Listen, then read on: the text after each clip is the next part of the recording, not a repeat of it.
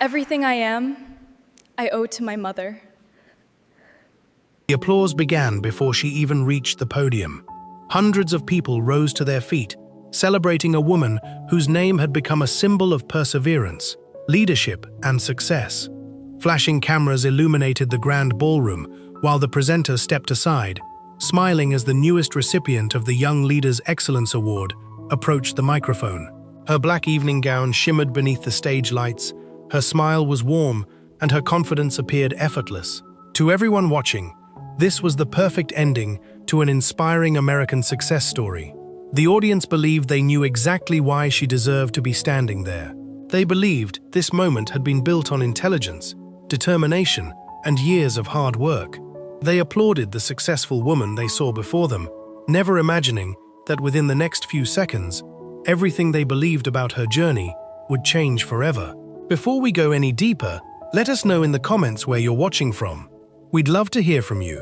And if you enjoy powerful true-life stories of love, sacrifice, and resilience, don't forget to subscribe so you never miss any of our upcoming videos.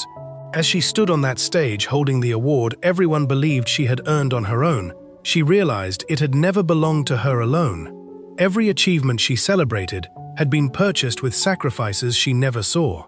Every opportunity she accepted had come at a cost someone else quietly paid. The career she built, the education she received, and the future she proudly embraced had all been shaped by choices made by a woman determined to ensure her daughter would never know how much she was suffering. The audience watched tears fall from her face, but they could not see the images replaying in her mind or hear the words written in the diary that had shattered her heart forever. They saw only the ending. To understand why this moment changed her forever, we have to go back 25 years. There was nothing remarkable about the Carter family, and perhaps that was what made them unforgettable. They lived in a quiet neighborhood just outside Columbus, Ohio, where maple trees lined the sidewalks. Children rode bicycles until the streetlights flickered on, and neighbors still waved from their front porches. Their white two-story house sat halfway down Willow Creek Lane with blue shutters, a small flower garden Sarah refused to let weeds invade, and a wooden porch swing Michael had built himself during one unusually warm spring. It was the kind of home people drove past without noticing, yet inside those walls lived three people who believed they had an entire lifetime ahead of them. Michael Carter was the kind of man who never entered a room without making someone smile. At 39, he worked as a maintenance supervisor for a manufacturing company, where everyone knew him as the first person to volunteer whenever someone needed help. He had strong hands roughened by years of honest work, an easy laugh that filled every room, and an unshakable belief that problems always had solutions if people faced them together. He wasn't wealthy, famous, or extraordinary by society's standards, but to one little girl he was capable of fixing bicycles, broken toys, scraped knees, and even bad dreams. Sarah Carter balanced Michael's optimism with quiet strength. She worked as a secretary at Emily's elementary school 3 days each week, allowing her to be home when classes ended. She remembered birthdays without writing them down, somehow managed to prepare dinner after long workdays, and possessed the rare ability to make every guest feel as though they had been expected all along. Michael often joked that he married above his station. Sarah laughed every time he said it, though she secretly believed she had been the fortunate one. At the center of their world was 6-year-old Emily, a little girl with bright hazel eyes, chestnut curls that refused to stay tied back, and enough curiosity to exhaust even the most patient adult. She asked impossible questions before breakfast and invented elaborate adventures before bedtime. One morning, she wanted to know whether stars became lonely during the day. Another afternoon, she asked whether birds ever argued about where to fly. Michael never dismissed her questions. Even when he had no answer, he treated each one as though it deserved serious thought. Their mornings unfolded with comforting predictability. Sarah woke before sunrise, filling the kitchen with the smell of fresh coffee, while soft music played from an old radio near the window. Michael followed a few minutes later, still sleepy, pretending to complain about Monday mornings, until Emily burst downstairs wearing mismatched socks and carrying whatever stuffed animal had shared her bed the night before. Breakfast was rarely complicated. Toast, eggs, fruit, and laughter appeared together almost every morning. Every Saturday belonged to pancakes. Michael insisted ordinary pancakes were unacceptable.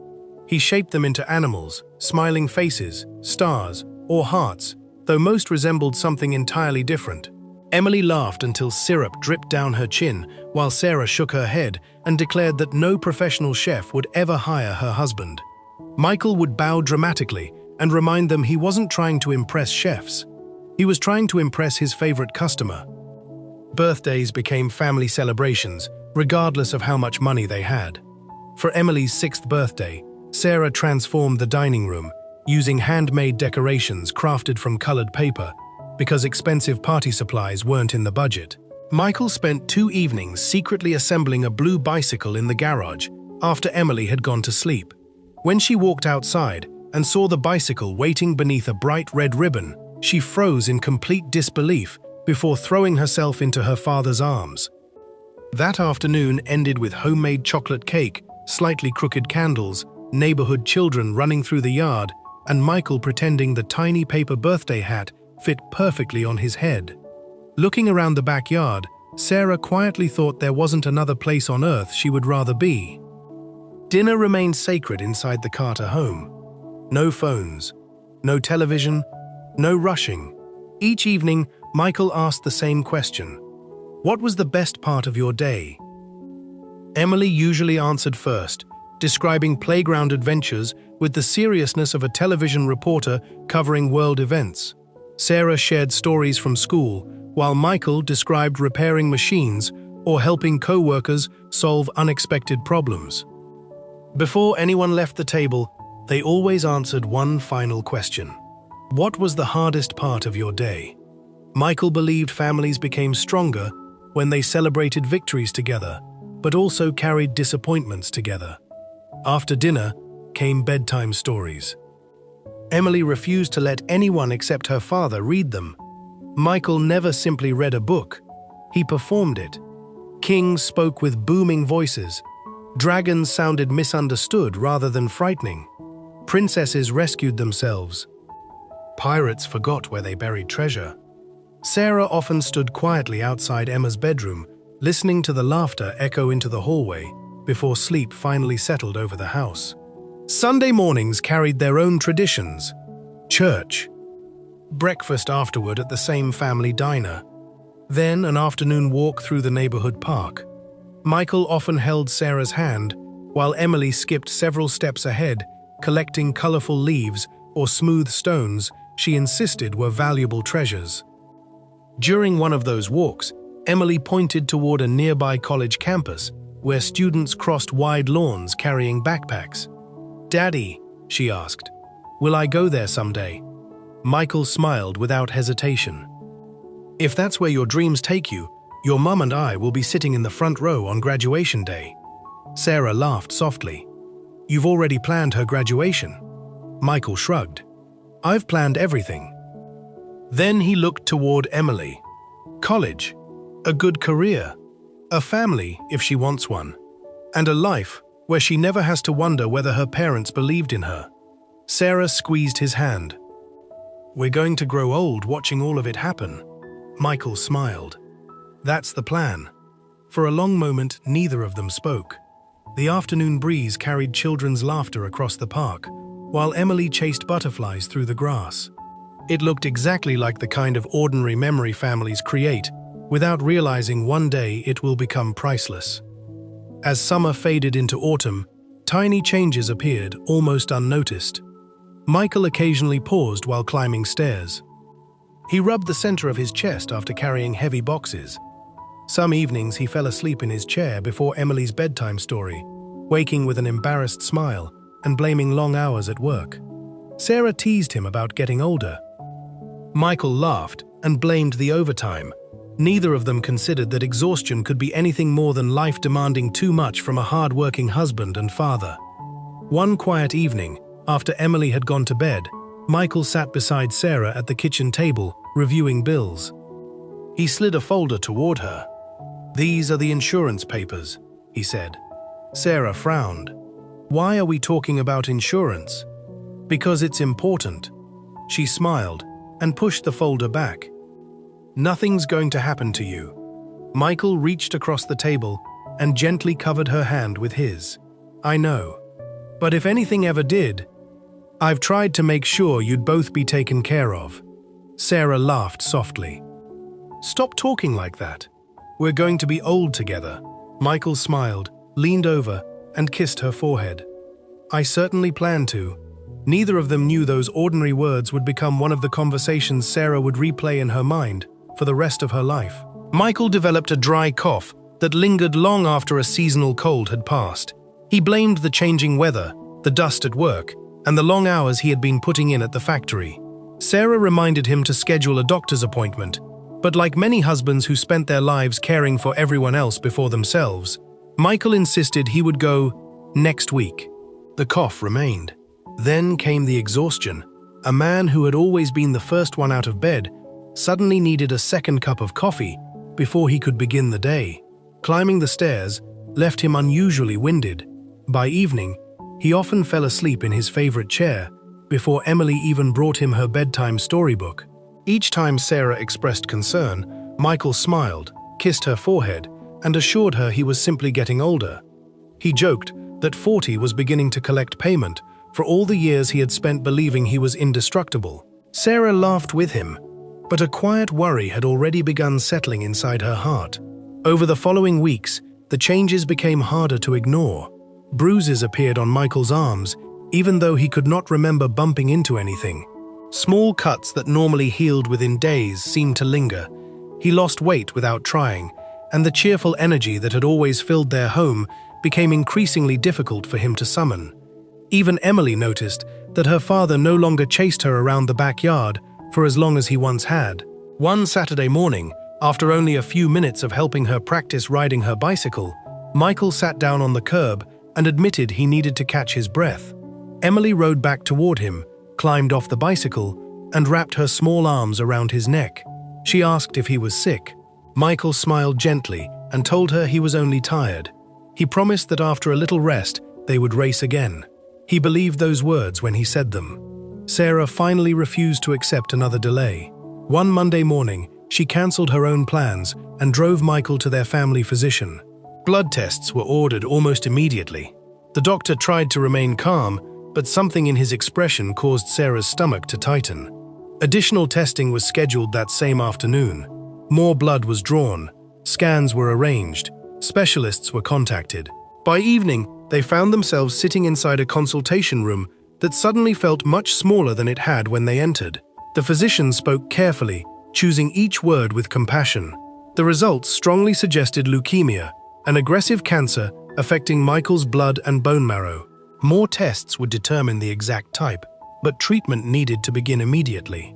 Sarah heard the word leukemia, and everything else became distant, as though someone had lowered the volume of the world around her. Michael reached across the space between them and quietly took her hand. For the first time since they had met, neither of them knew what to say.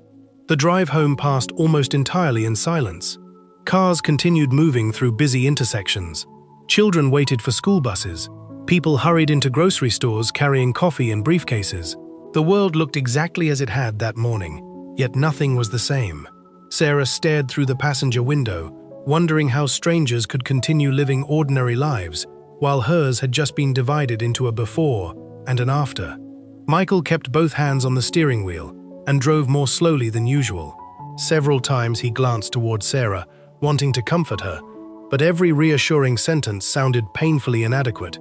When they reached home, Emma ran toward the front door with a drawing she had made at school. She proudly announced that she had earned a gold star. Michael knelt, hugged her tightly, and congratulated her with genuine joy. For a brief moment, he allowed himself to forget the doctor's office. Then he looked toward Sarah, and reality returned. That evening became one of the most difficult conversations either parent would ever have. They sat beside Emily on the living room sofa and explained that Daddy had become very sick. They told her the doctors had found something in his blood and that he would need special medicine at the hospital. Emily listened carefully before asking the question children ask when they are trying to understand the unimaginable. Will the medicine make Daddy better? Sarah looked toward Michael, unable to answer. Michael smiled softly and told her the doctors were going to do everything they could. It was not the answer she wanted, but it was the truest one he could give. Treatment began almost immediately. Hospital rooms replaced family outings. Chemotherapy replaced Saturday morning pancake breakfasts. Calendar pages filled with appointments instead of birthday parties and weekend plans.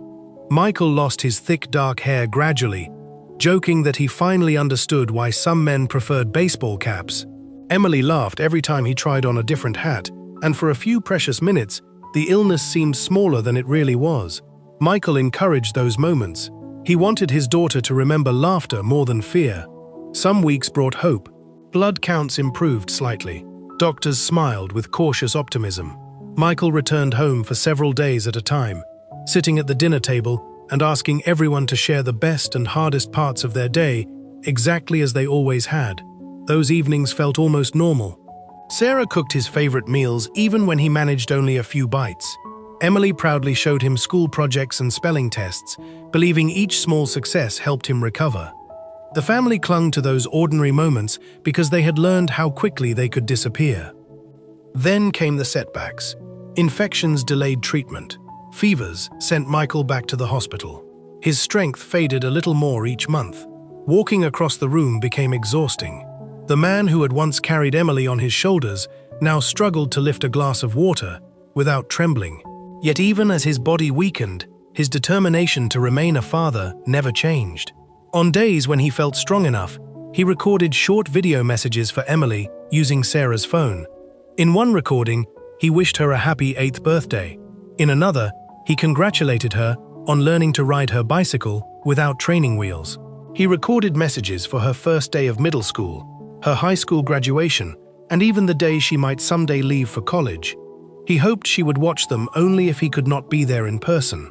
Late at night, after Emily had fallen asleep, Michael filled a small leather journal with handwritten letters. He wrote about the day she was born, the first time she called him daddy, and how proud he already was of the woman he believed she would become.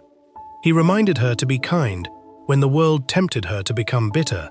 He told her never to confuse success with happiness, and never to measure her worth by money or titles. Most of all, he wrote about her mother. He described Sarah as the strongest person he had ever known, and asked Emily that, no matter what happened, she should always take care of the woman who had devoted her life to loving them both.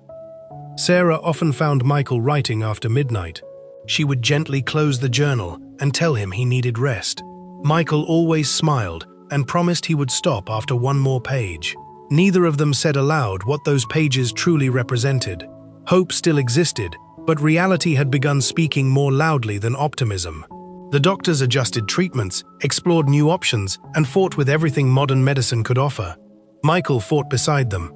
He endured painful procedures, endless medications, and exhausting cycles of recovery and decline. Through it all, he continued reassuring Sarah that everything would somehow be all right, even though she could see the truth in his increasingly tired eyes. 6 months after the diagnosis, winter arrived. The Christmas decorations remained packed away because neither Michael nor Sarah had found the strength to unpack them. One quiet evening, as snow drifted gently outside the hospital window, Michael held Sarah's hand and watched Emily sleeping in the chair beside his bed after refusing to go home. He smiled with quiet gratitude, looking first at his daughter and then at his wife. In that moment, he understood that the life he had always dreamed of had never depended on how many years he was given. It had depended on the love they had shared within those years. And if love alone could have defeated cancer, Michael Carter would have lived forever.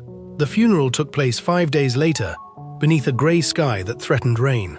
The small brick church where the Carters had spent so many Sundays was filled beyond its usual capacity. Michael's co-workers occupied several rows near the back, many still wearing the dark jackets from the dealership because they had come directly from work. Neighbors brought food, church members arranged flowers, and people Sarah barely remembered approached her with stories about small acts of kindness Michael had never mentioned. One man said Michael had repaired his car without charging him when he learned the family was struggling. Another described how Michael had stayed late after work to help a teenage employee avoid losing his job. Sarah listened, grateful and overwhelmed, realizing that even after years of marriage, there were parts of her husband's goodness she had never fully seen. At the front of the church stood the photograph chosen for the service. Michael was smiling beside Emily's blue bicycle, one hand raised as she rode toward the camera. Emily looked at the casket and asked whether he would be cold. At the cemetery, the rain finally began. It fell softly at first, collecting on umbrellas and darkening the earth beside the grave. Sarah stood with one arm around Emily, watching as the casket was lowered. The world seemed distant, muffled by grief and the steady rhythm of rainfall. People approached afterward to offer sympathy, but their words passed through her without settling. They told her to be strong. They promised time would help. They said Michael was no longer suffering. Sarah knew they meant well, yet none of those sentences answered the question waiting for her at home. How was she supposed to continue the life they had built together when every room carried his absence? How could she raise Emily alone when every plan had been created for two parents? When the crowd began to leave, Emily remained near the grave. She placed one of her drawings beside the flowers and asked her father to come home when he was finished resting. The house felt unfamiliar when they returned. It was the same furniture, the same photographs, and the same kitchen where they had eaten breakfast together. But the warmth had vanished one afternoon. Almost a month after the funeral, Sarah returned from work and found Emily asleep beside the window, her cheek pressed against the cushion. Outside, rain streaked the glass. The unfinished Saturn rested in her lap. Sarah carried her upstairs, removed her shoes, and tucked her into bed. Then she returned to the mailbox. Most of the envelopes were sympathy cards, medical statements, and advertisements she intended to throw away. Near the bottom was a white envelope stamped in red. She opened it while standing on the porch. The message inside was brief and formal. Their mortgage payment was overdue. Their electricity account was approaching disconnection. Several hospital balances had been transferred for collection. Immediate payment was required. Sarah read the notice twice, hoping she had misunderstood it. Then she looked through the window at her sleeping daughter and realized Michael's death had left them facing more than grief. The house where every memory of him lived was now in danger of being taken from them. The notice on the apartment door gave Sarah 7 days, but fear made the deadline feel much shorter. She entered the apartment, folded the paper twice, and slipped it into her handbag before Emily could read it.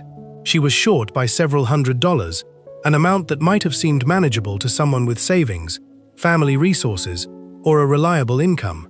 To Sarah, it was an impossible wall. She had already sold most of their furniture, Michael's tools, his truck, and nearly every piece of jewelry she owned. Only one valuable possession remained, and for years, she had believed there was no hardship great enough to make her part with it. Her wedding ring was not expensive by the standards of wealthy people. Michael had chosen it when they were young and still calculating whether they could afford groceries after paying rent. The jeweler explained that sentimental value belonged to the owner, not the market. She nearly placed the ring back on her finger. For several seconds, she imagined leaving the shop and finding another solution. Sarah assigned the receipt. When the jeweler lifted the ring from the counter, she instinctively reached for it, before stopping herself. She walked outside with money in her purse and a pale circle around her finger, where the band had rested for more than a decade. The money covered the overdue rent and left enough for groceries. Sarah delivered the balance to Mr. Harris before the deadline, and he removed the notice without offering congratulations. To him, the matter was finished. To Sarah, the payment had cost the final object, connecting her physically to her marriage. She returned home carrying bread, milk, fruit, and a small package of cookies for Emily. Her daughter noticed the missing ring almost immediately. Children who appear distracted often remember the smallest details about the people they love. Emily asked whether Sarah had taken it off while washing dishes. Sarah said the ring had become loose because she had lost weight and that she had placed it somewhere safe. The rent crisis passed, but the conditions that created it remained. Sarah's 3 jobs did not guarantee 3 dependable incomes. School hours changed during holidays, grocery shifts were reduced whenever business slowed, and the diner scheduled employees according to the number of customers expected each weekend. Her pay arrived in pieces, never at the same time, and rarely before another bill was due. She stopped replacing anything that belonged only to her. The black shoes she wore to the school office had begun separating at the soles months earlier. She repaired them with glue, tape, and pieces of cardboard placed beneath the thinning insoles. As weeks passed, the night shifts began when a cleaning company hired Sarah to sanitize offices after business hours. The position paid slightly more than the grocery store and offered consistent hours from 11 at night until 4 in the morning. It also required her to work in buildings across town, vacuuming carpets, emptying wastebaskets, scrubbing restrooms, and polishing floors while the city slept. Sarah accepted immediately. She kept her school job during the day, diner shifts on weekends, and grocery work whenever she could manage it. Her schedule left only a few hours for sleep. Mrs. Patterson agreed to stay with Emily overnight, though Sarah told her daughter the cleaning job would last only until their finances improved. She packed Emily's school clothes and breakfast before leaving each night, kissed her forehead, and promised to be home before morning. Most days, she returned just as the sky began changing color, showered quickly, and prepared to walk to the elementary school. The years passed more quietly than anyone expected. Grief never completely disappeared from the Carter home, but it slowly learned to share space with hope. The little girl who had once waited by the apartment window for her father's truck eventually stopped listening for engines that would never return. She still missed him every day, but instead of allowing that loss to define her, she carried his memory like a gentle hand on her shoulder, encouraging her to keep moving forward. Sarah often wondered whether Michael would recognize the remarkable young woman their daughter was becoming. Then she remembered the letters he had written during his illness. He had always believed in Emily long before she learned to believe in herself. By the time Emily entered high school, she had developed a quiet maturity that surprised nearly everyone who met her. She was respectful, disciplined, and remarkably compassionate. While many teenagers complained about chores or argued over curfews, Emily seemed to understand that every hour her mother spent at work represented another sacrifice made out of love. She never forgot the nights Sarah returned home exhausted or the mornings she left before sunrise. Those memories became the invisible foundation beneath every goal Emily pursued. Whenever classmates asked why she studied so hard, she simply smiled and answered that someone had already worked hard enough for both of them. Sarah arrived home after a long shift. Laundry had been folded, dishes were washed. Sometimes Sarah found a handwritten note beside the coffee maker that simply read, "Good morning, Mom. I hope today is kind to you." Those few words carried enough comfort to erase the fatigue of an entire week. More than once, Sarah sat alone in the kitchen, holding one of those notes, while tears quietly filled her eyes. Michael had once worried that Emily would grow up without a father. Instead, she had grown into the living proof of everything he and Sarah had tried to teach her. Academically, Emily flourished. Teachers quickly realized they were teaching a student who possessed both intelligence and uncommon determination.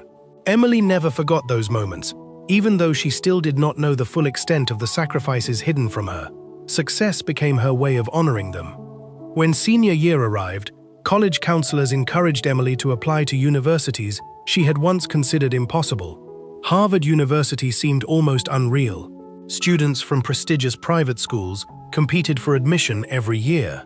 Emily came from a modest public school, worked part-time at the library, and spent weekends volunteering at church. Even completing the application felt intimidating. Sarah encouraged her anyway. "You have every right to dream as big as anyone else," she said. Emily hesitated before pressing the final submit button. "What if I don't get in?" Sarah smiled with the same quiet confidence Michael had once carried. "Then we'll thank God for the opportunity to try, and we'll keep moving forward." Several months later, a large envelope arrived in the mail. Sarah immediately recognized the Harvard crest. Her hands trembled too much to open it. She placed the envelope into Emily's hands instead. Mother and daughter sat together in the living room, staring at it for several silent seconds before Emily finally broke the seal. Her eyes raced across the first paragraph. Then she stopped, covered her mouth, looked at her mother, and whispered through tears, "I got in." For a moment, neither of them moved. Then they embraced so tightly, it felt as though every difficult year, every unpaid bill, every sleepless night, and every unanswered prayer had finally found their purpose. The letter contained another surprise. Emily had also been awarded a prestigious scholarship covering nearly all of her tuition because of her outstanding academic record, leadership, and community service. Sarah read the letter 3 times before believing it. That evening, she carried Michael's leather journal from the cedar box, placed the acceptance letter beside it, and quietly whispered, "We did it." Months later, Sarah accompanied Emily to Harvard University. The campus looked exactly like the photographs they had admired together, yet standing there in person felt almost unbelievable. Students and families walked through historic courtyards, carrying maps and schedules, while parents proudly photographed every milestone. Sarah watched Emily cross Harvard Yard, waving at her. After classes began, their daily routine changed, but their bond remained unchanged. Nearly every evening, Emily called Sarah before beginning her homework. Some conversations lasted only a few minutes. Others stretched late into the night. She described professors who challenged her thinking. She talked about classmates from different parts of the country. She laughed about getting lost during her first week on campus. She admitted when assignments overwhelmed her. Sarah listened carefully, celebrating every success while quietly encouraging her through every challenge. Sometimes Emily ended the call by saying, "I miss home." Sarah always answered, "Home misses you too." Despite the distance, they remained each other's safest place. As Emily continued excelling academically, Sarah experienced unexpected blessings of her own. Years of dedication, reliability, and compassion had not gone unnoticed. The principal, who had watched her faithfully serve the school through unimaginable hardship, recommended her for an administrative leadership position within the district.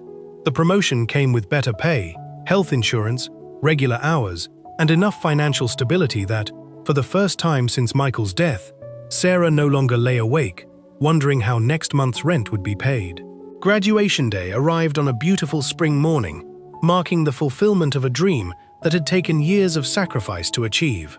Harvard Yard was alive with excitement, as graduates in crimson gowns celebrated alongside proud families. Cameras flashed, laughter filled the air, and countless parents watched their children reach a milestone they had spent years hoping for. Among them stood Sarah, quietly taking in every moment. While everyone else saw a proud mother celebrating her daughter's success, Sarah knew the long and difficult journey that had made this day possible. Emily quickly spotted her mother across the crowded campus. Without hesitation, she ran into Sarah's arms, embracing her tightly. As Sarah held her daughter, memories flooded her heart. She no longer saw the accomplished graduate standing before her, but the little girl she had raised through unimaginable hardship. She remembered teaching Emily to believe in herself, watching her ride her first bicycle, comforting her after the loss of her father, and seeing her study late into the night under the glow of a single lamp, because she believed education could change both of their lives. Every stage of Emily's life seemed to exist within that single embrace. Fighting back tears, Sarah softly whispered how proud Michael would have been to witness this day. Emily looked toward the sky and smiled gently, believing her father was watching from above. When Emily's name was announced during the graduation ceremony, Sarah immediately rose to her feet, applauding with all the strength she had. Tears streamed down her face as she watched her daughter confidently cross the stage to receive her diploma. For Sarah, it was more than a graduation. It was the fulfillment of every promise she and Michael had once made about giving Emily a better future. After the ceremony, photographers invited families to capture the occasion. Sarah stood beside Emily beneath the blooming trees, smiling warmly as the camera froze the moment forever. To everyone else, it appeared to be a simple photograph of a proud mother and her successful daughter. Years later, however, Emily would look at that same picture with different eyes. She would notice the slight paleness in Sarah's face, the way she quietly supported herself while standing, and the exhaustion hidden behind her beautiful smile. At the time, Emily noticed none of those things because Sarah had carefully hidden her pain, wanting her daughter to remember only the joy of that unforgettable day. As evening settled over Boston, mother and daughter shared dinner overlooking the Charles River. They laughed together, reminiscing about Michael's unforgettable pancake breakfasts, family traditions, and childhood memories that had carried them through difficult years. Sarah encouraged Emily to continue dreaming bigger than ever before. She spoke about purpose, kindness, courage, and using every opportunity to make a difference in the lives of others. Throughout the evening, Sarah never mentioned the illness quietly growing inside her, or the life-saving treatment she had continued postponing. Instead, She chose to treasure every smile, every conversation, and every hopeful dream her daughter shared, silently storing those precious moments deep within her heart, knowing they were among the greatest gifts life had ever given her. Some truths do not reveal themselves all at once. Instead, they emerge slowly, one painful piece at a time, until the full picture becomes impossible to deny. For nearly 20 years, Sarah had dedicated her life to protecting her daughter Emily from hardships no child should have to endure.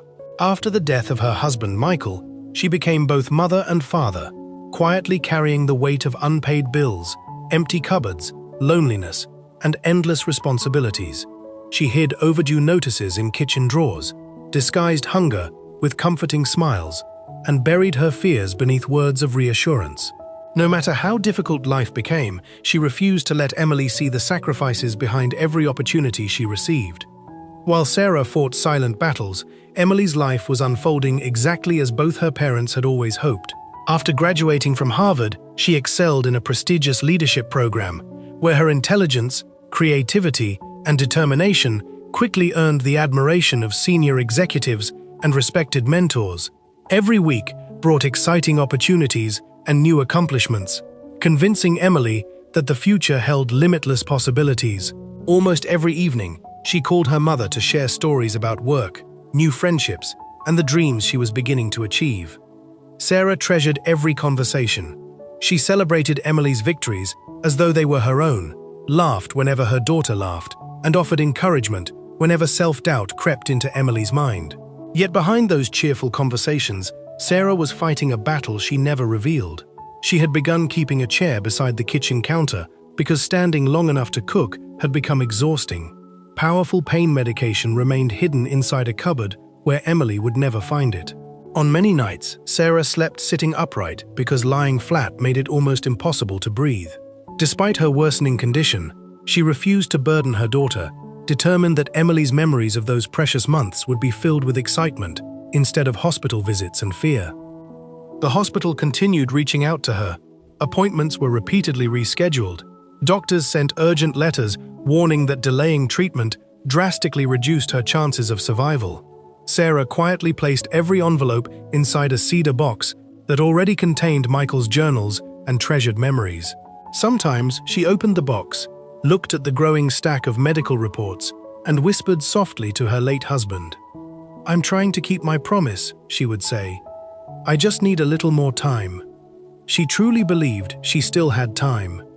Sadly, she was wrong.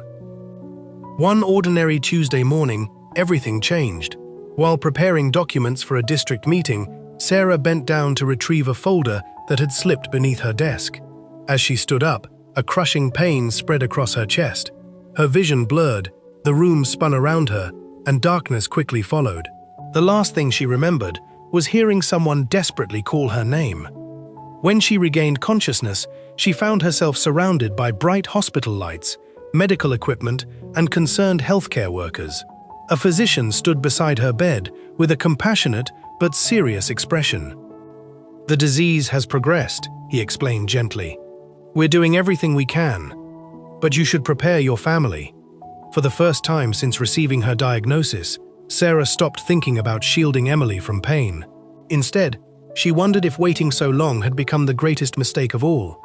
The hospital immediately contacted Emily. Expecting another routine conversation with her mother after work, Emily answered the phone cheerfully. Instead, she heard the calm voice of one of Sarah's nurses. "There must be some mistake," Emily insisted in disbelief. "My mum isn't sick." The nurse paused before responding. "I'm very sorry. Your mother has been receiving treatment here for quite some time." Emily's world collapsed in an instant. Receiving treatment? For months? None of it made sense. Her mother had spoken to her only the previous evening, laughing as usual, asking about work, reminding her to eat properly. How could someone so seriously ill sound so normal? Questions overwhelmed her. What illness? When was she diagnosed? Why didn't anyone tell me? The painful silence that followed answered more than words ever could. Without hesitation, Emily boarded the first available flight home. Throughout the journey, memories replayed endlessly in her mind. Every moment Sarah had sounded unusually tired. Every conversation she had ended a little too quickly. Every time she had gently changed the subject whenever Emily asked about her health. Each memory now revealed clues Emily had completely overlooked. At the hospital, a physician met her before she entered Sarah's room. He carried a thick medical file filled with scan reports, blood test results, treatment recommendations, missed appointments, and unsigned consent forms. He explained that Sarah had repeatedly postponed life-saving treatment. "There has to be a reason," Emily whispered. "There is," the doctor replied. He handed her a handwritten letter Sarah had left behind, in case she became too weak to explain everything herself. As Emily unfolded the letter, she immediately recognized her mother's handwriting. Sarah confessed that after Michael died, she had promised both him and herself that nothing, not even illness, would prevent Emily from achieving her dreams. She knew that if Emily learned the truth, she would abandon her education and career to return home. Sarah could never allow that sacrifice. Everything she had endured was to give her daughter a future far greater than the life they had known. She begged Emily not to let guilt become a prison, but to continue living, dreaming, and believing, just as both parents had always believed in her. By the time Emily reached the final words, tears had blurred the page. In that heartbreaking moment, she finally understood that every milestone she had celebrated, her scholarship, Harvard graduation, and career success, had been made possible by her mother's silent sacrifices.